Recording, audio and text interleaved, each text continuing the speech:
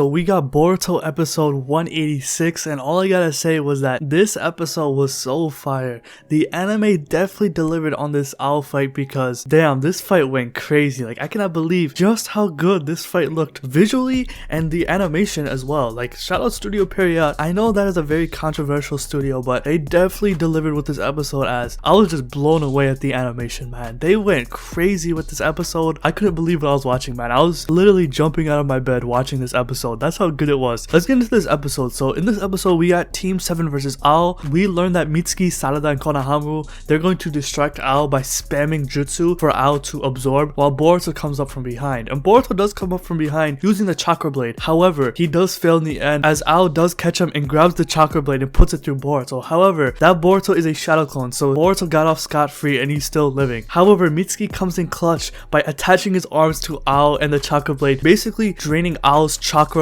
making him more tired. Like, I really like how the anime is adding these small, subtle scenes. We don't see this type of stuff in the manga, so I like how the anime is adding these small little scenes in battle, make the fight more fleshed out and more enjoyable than before. And now at this point, the rest of Team 7 is very gassed. Everyone is tired as hell. I do want to say shout out all three of them because they definitely put in work. Despite not actually damaging Ao, they did play a good distraction for Boruto to come in. And this is where we got Boruto versus Ao, and I'm not gonna lie, this fight went crazy, bro. Like, Boruto, he snaps. Like, I love how the anime really expanded on this fight, because in the manga, it only lasted, I think, 2 chapters, and only about half a chapter it was really Boruto versus Ao. Konohamaru, he does make a sacrifice. He does jump in the way for Boruto to take the hit from the flying drones that Ao had. And this is where we got Boruto versus Ao, which I gotta say is one of the best fights in the Boruto anime so far.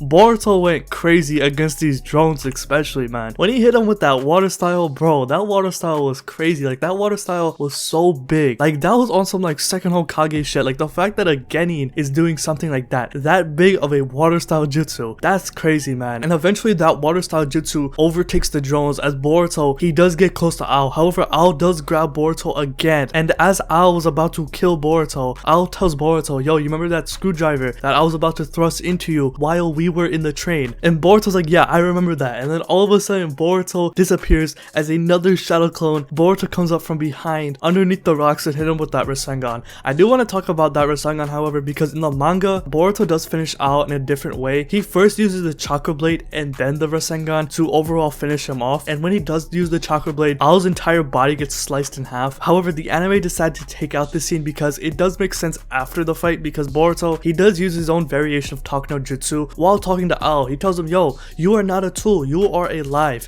you deserve to live, you shouldn't be controlled by kata. And I like how the anime took out the scene because it does make sense. I was confused at first because I was expecting Boruto to use that chakra blade to finish off Ao and then use the Rasengan, but I'm glad the anime did take out that chakra blade scene because it does make sense after with how Boruto was talking to Ao. I really like how Boruto did use that Talk no Jutsu. It did make sense. I did like it because it's sort of different with Boruto, because when Boruto uses Talk no Jutsu, he uses it with people that he doesn't really relate to. Like, if you look back in Naruto Shippuden, when Naruto used Talk no Jutsu, he always related to people. For example, when he was talking to Nagato and Obito, he related to them. He shared their pain with these two characters and basically reconciling with both of them. However, with Boruto, it's kind of a contrast. He's using Talk no Jutsu on people he doesn't really know, people that he just met, and he's still able to convince them. And, you know, I really like how the anime showed how Ao joined the kata organization, because in the manga, they don't really show Ao's backstory. I really like how the anime really expanded on Ao's backstory, on how he joined the kata organization. He just says in the manga, oh, I am just a tool being used. But I like how in the anime, he finds his will. He finds his way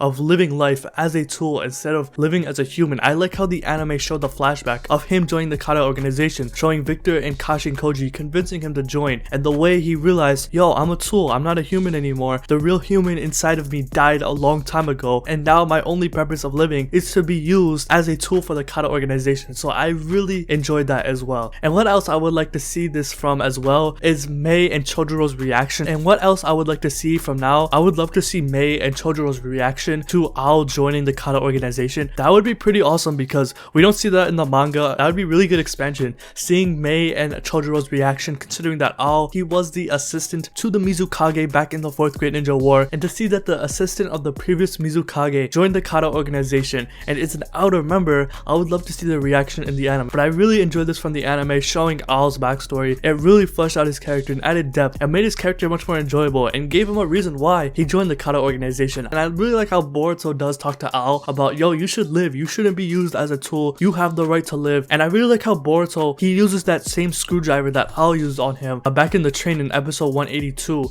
I like how Boruto points it at him, and Ao, he does tell him like, yo, you should just finish me off, you should kill me to avenge Mugino's death. However, Boruto, just like Naruto, he forgives Ao, and that's how the fight ends. This is where Team 7, they decide to head back to the village. They're going to take back Ao to the Hidden Leaf Village to do some interrogation, but this is when Ao sees Kashin Koji. We see Kashin Koji using a summoning jutsu. He summons a steam toad, and this is how the episode ends. And oh my god, this episode was so hype. And you know, I'm not good at describing fights, but you guys have to go watch it because my god, this episode went crazy. Like, I cannot believe just how good this episode was. Studio Period definitely snapped. Shout out my homie Boruto, he went crazy. He destroyed Ao, man. Like, that water style definitely blew me away because that's on some second Hokage shit, man. Like, that man really summoned an ocean on these drones. Even Ao said, yo, my drones, they can't take the water style, it's too big. Like, that's how strong Boruto's water style is. Like, that's how strong his jutsu really is. Boruto is really fucking strong, bro. Like, this dude is so powerful, especially when he hit Ao with that Rasengan. I remember when I was reading that in the manga, I really thought that was like the high compression Rasengan, considering just how hard he hit Ao with it. Like, fam, like, Ao went flying, and this is just Boruto's base Rasengan, by the way. Bro, Ao was literally spinning away from Boruto's Rasengan. Like, he got destroyed. I do want to mention as well, in this fight with Team 7, in the manga, Mitsuki did use purple lightning. They decided to take that out of this fight in the anime, which, you know, I don't mind because that is something the manga, they don't really explain how he got purple lightning. So maybe in the future, in an anime exclusive training arc, we get to see how Mitsuki learns purple lightning. Mitsuki did use purple lightning in the manga. They decided to take it out, and you know, I don't mind because, you know, they didn't really show how he learned it. You know, in the future, we're probably gonna see a training arc with Mitsuki learning it too. But I just want to say, shout out Boruto, man. He put in work, and shout out the Boruto anime, and shout out Studio Period. They went crazy with this episode. They definitely snapped with this one, and I really enjoyed this episode, man. Like, let me know what you think about this episode in the comment section below. Do you think this is one of the best fights in Boruto? Because I do think it is. It was a crazy fight. Next 2 episodes are gonna be crazy. I just want to say that right now. You saw in the preview Kashin Koji versus Konohamaru, and Boruto's mark on his hand, it expanded throughout his body. The next episode is called Karma, and I cannot wait to get into that because that is going to be insane. You anime onlys are not ready for this shit. Like, my goodness. Kawaki's coming in the next 2 episodes. If you saw my Boruto anime spoilers, Kawaki is coming in the next 2 episodes. I know you've been waiting for Kawaki for the past, I don't know, 4 years at this point. He is coming. So if you like this video, hit that like button, subscribe, hit the bell as well, and have a good day. Peace.